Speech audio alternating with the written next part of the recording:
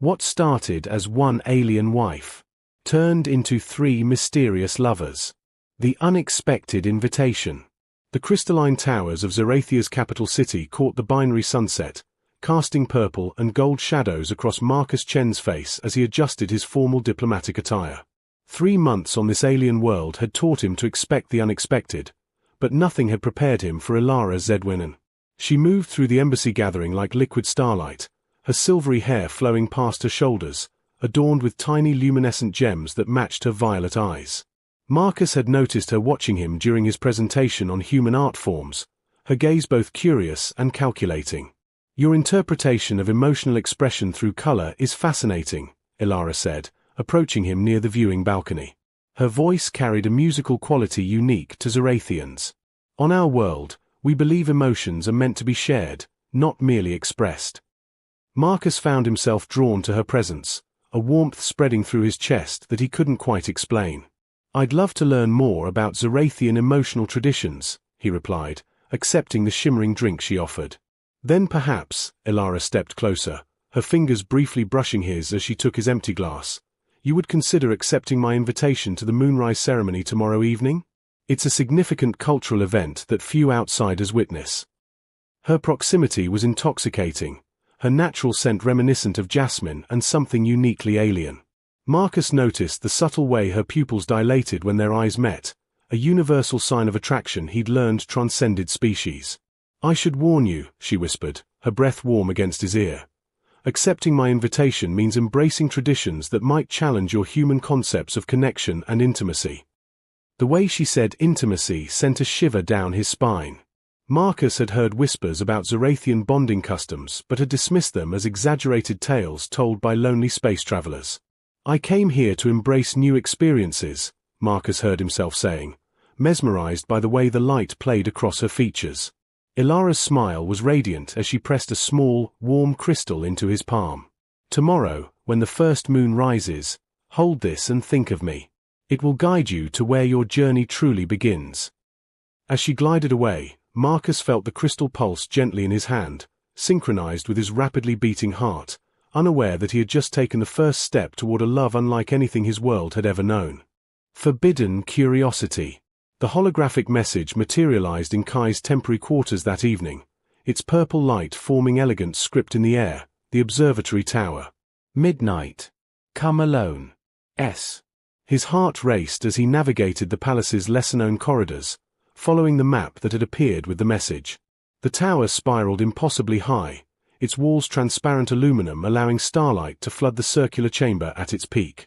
She was there, silhouetted against the cosmos, her silvery hair loose and catching the light of distant nebulae. "You came," Serafina said softly, turning to face him. She'd exchanged her formal robes for a simpler dress that clung to her graceful form, the fabric seeming to hold captured starlight. "How could I resist such a mysterious invitation?" Kai stepped closer, drawn by an invisible force. "Though I still don't know your name." "Serafina," she admitted, watching his face carefully. "Princess Serafina Velkari." The revelation should have made him step back, something, but instead, he found himself moving closer. "That explains the guards. But not why you've asked me here." "Show me," she breathed, her violet eyes bright with curiosity. "Show me how Earth's flowers bloom. I've studied your world's botany in theory, but you've actually touched them, nurtured them." Kai pulled out his holographic projector, and soon the room filled with three-dimensional images of Earth's gardens. He explained each species with passion, and Serafina listened with rapt attention, asking brilliant questions that revealed her deep understanding of xenobiology. "This one," she said, reaching out to touch a projection of a rose. "It's so different from our crystalline flora. So soft, so temporary." "Beautiful things don't always last forever," Kai said quietly, watching her fingers pass through the hologram. "Sometimes that makes them more precious." She looked up at him then, something shifting in her expression. "Is that what we are? Something temporary?" "I don't know what we are," he admitted, his hand finding hers, solid and warm unlike the projections around them. "I just know that being near you feels like discovering a new form of gravity." Serafina stepped into his space, her free hand rising to touch his face, tracing the difference in their skin, his warm and earthen, hers cool and luminescent. "The High Council would call this treason," she whispered. "A princess and an off-worlder." "Then let's be treasonous," Kai murmured, leaning down as she rose up on her toes. Their lips met in a kiss that felt like starfire and moonlight, tender yet desperate with the weight of its impossibility. Her arms wound around his neck as he pulled her closer, the projections of Earth's flowers swirling forgotten around them. A sharp chime broke them apart, the tower's warning system. "Someone's coming," Serafina gasped, her cheeks flushed with an opalescent glow. "You have to go. Take the servant's stare. When can I see you again?" "The Moonlight Festival, 3 nights hence. I'll ensure you receive an invitation." She pressed something into his hand, a small crystal that pulsed with her warmth. "Keep this. It will grant you passage." The Moonlight Festival.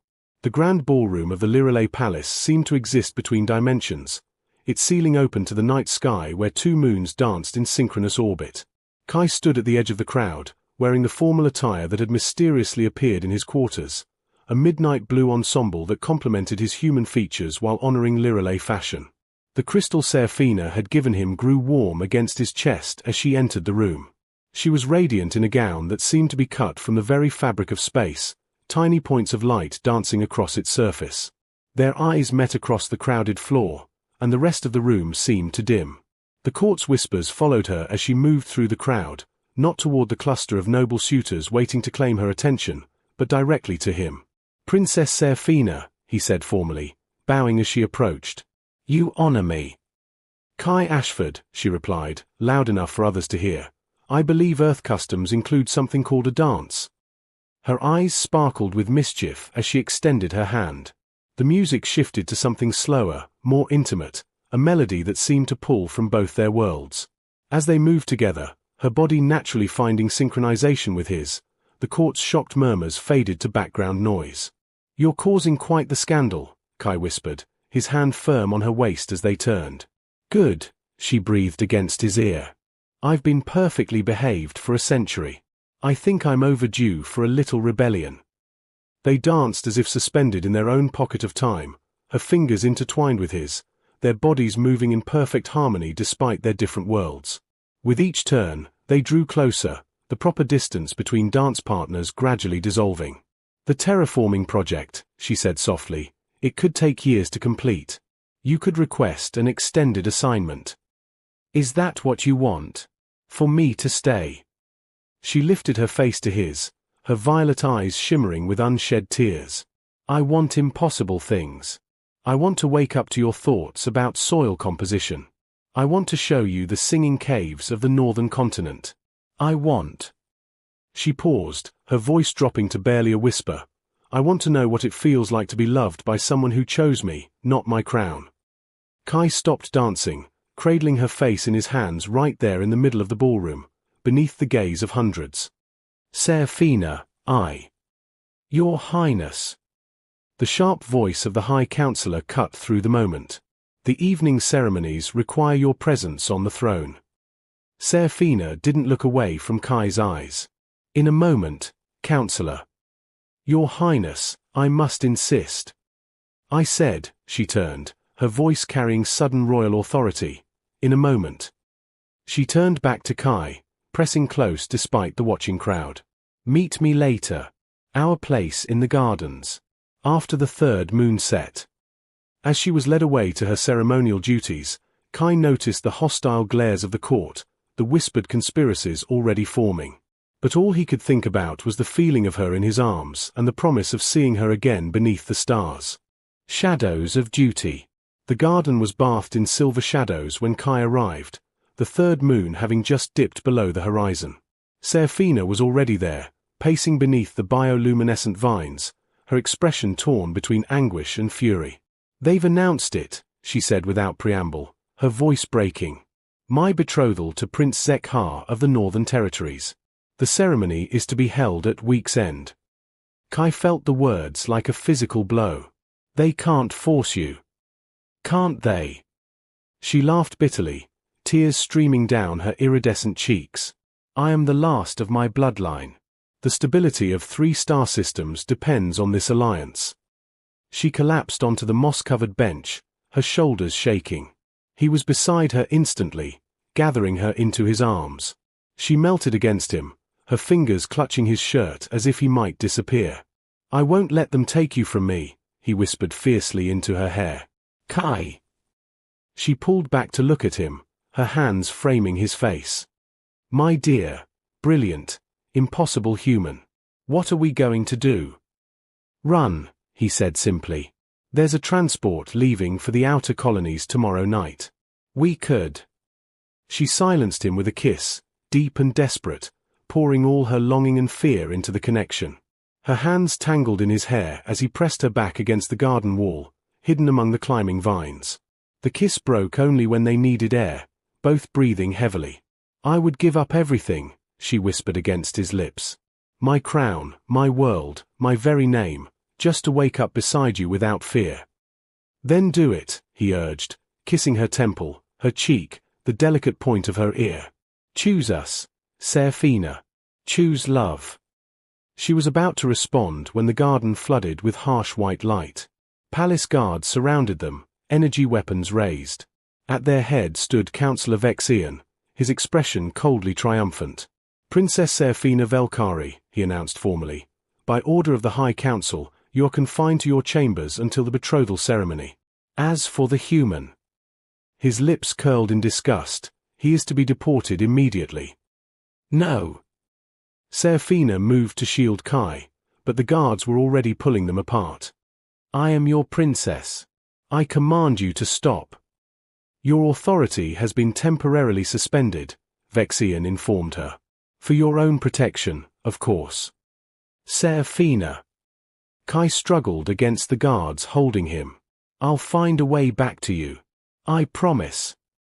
"I love you," she called out as they dragged her away, her violet eyes locked on his until the very last moment. "Remember that. Whatever happens, I love you." The last thing Kai saw before the stun weapon knocked him unconscious was her crystal tears falling like starlight onto the garden path. The harmonious union. The bonding ceremony took place during the rare alignment of all 3 Zorathian moons, when the sky turned a deep purple and the air itself seemed to shimmer with possibility. Marcus stood in the ceremonial chamber, wearing robes that incorporated elements from each of his partners: Kaidar's flame motifs, Navala's flowing water patterns, and Ilara's geometric designs representing logic and structure. Each woman entered separately, and Marcus's breath caught at their beauty. Kaidar wore a gown that looked like captured fire, slit high to reveal her warrior's grace. Navala floated in wearing seafoam silk that clung to her curves like morning mist. Ilara's dress was midnight blue shot through with silver threads that matched her hair, elegant and mysterious. In human culture, Marcus began his vows, his voice carrying to the assembled witnesses, "We speak of soulmates as if there's only one perfect match. But you've taught me that the soul is vast enough to recognize its home in multiple hearts. Kaidar, you are my courage and passion, the fire that drives me to be stronger. Navala, you are my peace and empathy, the gentle rain that soothes my spirit.